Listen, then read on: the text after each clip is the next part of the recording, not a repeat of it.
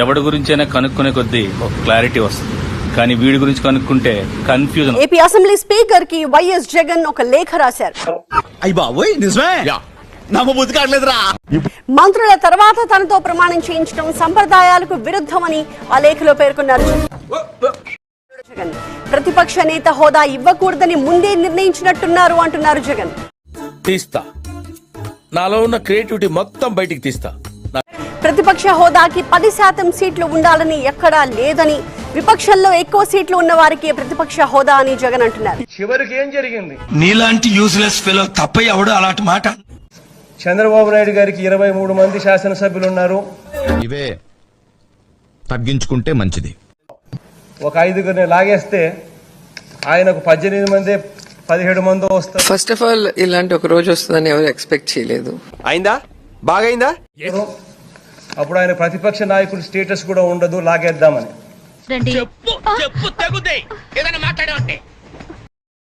కూటమి స్పీకర్ తనపై శత్రుత్వం ప్రదర్శిస్తున్నారు అంటున్నారు జగన్.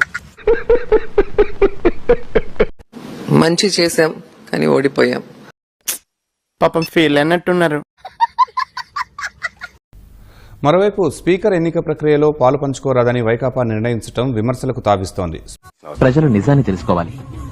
చూడండి, స్పీకర్ను అన్ని పార్టీలు కలిసి సభాధ్యక్ష స్థానంలో కూర్చోబెట్టడం ఆనవాయితీగా వస్తుండగా ఇవాళ సభకు దూరంగా ఉండాలని జగన్ రివర్స్ సంప్రదాయానికి తెరతీశారు.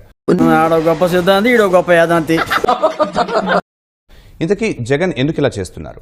ఓటమి బాధ నుంచి బయటపడలేకపోతున్నారా? ప్రజా తీర్పును జీర్ణించుకోలేకపోతున్నారా? పైన దేవుడు ఉన్నాడు, ప్రజలు ఉన్నారు. దేవుడు ప్రజలు ఏ స్థాయిలో గువ్వ గుయ్యి అనిపించే మాదిరిగా కొట్టారు అన్నది.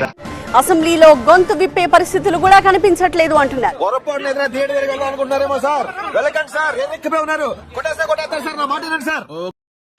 ప్రతిపక్ష హోదాతోనే సమస్యలు వినిపించే అవకాశం ఉంటుంది.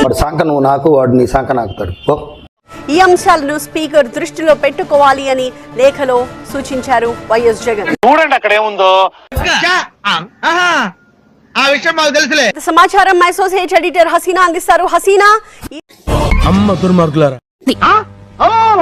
ఈ లేఖలో జగన్ ప్రస్తావించిన అంశాలన్నీ కూడా మనం మాట్లాడుతూ ఉన్నాం. వాటితో పాటుగా ఇంకా ఇతరత్ర అంశాలు ఏమన్నా ఉన్నాయా? సరిపోయింది. హీరో విలన్ కొట్టుకుని కమెడీని చంపేసినట్టు నా మీద పడతారేంటి? దానికి ఎలాంటి రియాక్షన్ వచ్చింది? అంటే రెండో పాట కూడా ఉందా కథలో? అది ట్విస్ట్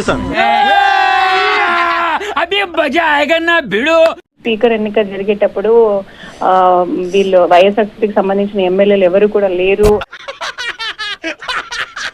ఇప్పుడు అలాగే పారిపోయారని చెప్పి చాలా మంది ఎమ్మెల్యేలు గానీ అటు మంత్రులు గానీ వీళ్ళందరూ కూడా ఆరోపణలు చేసిన నేపథ్యం. నేను చూసింది చూస్తుంది అంత నిజమేనా? 100% కరెక్ట్ అండి. వైఎస్ జగన్మోహన్ రెడ్డి అనే నేను చూసాడుగా ఏంటి బాబన్నా, సభా నియమాలకు కట్టుబడి ఉంటానని,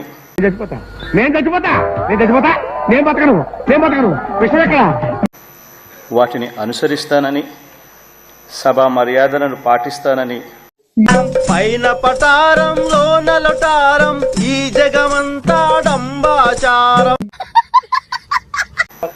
సాంప్రదాయాలను గౌరవిస్తానని దైవ సాక్షిగా ప్రమాణం చేస్తున్నాను.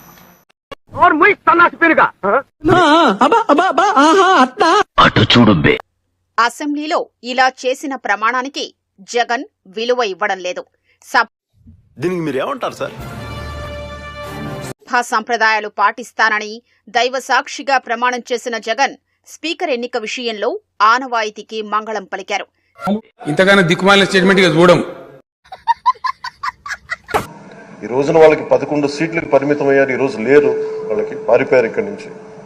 మూర్తి గారు, ఇలాంటప్పుడే గుండె రాయి చేసుకోవాలి. మరి సింహంలాగా చెప్పుకునే వాళ్ళు వారి పేరు కూడా మర్చిపోయేలాగా అన్నారు. నాకు ఈ టార్చర్ ఏంట్రా?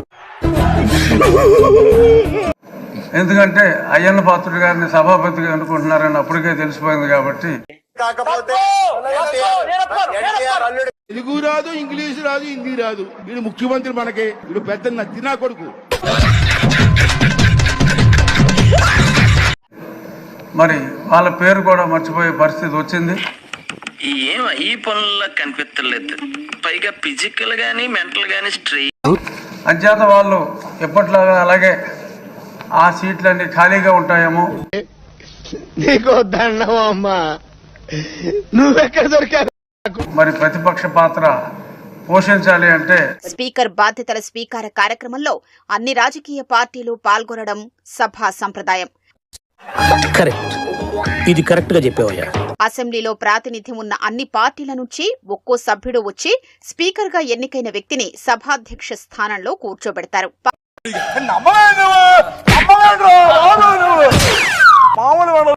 ఈ రోజు వాటన్నిటికీ కూడా వైఎస్ఆర్సీపీ అధినేత జగన్ ఒక సమాధానం అయితే ఇచ్చారని మనం చెప్పచ్చు.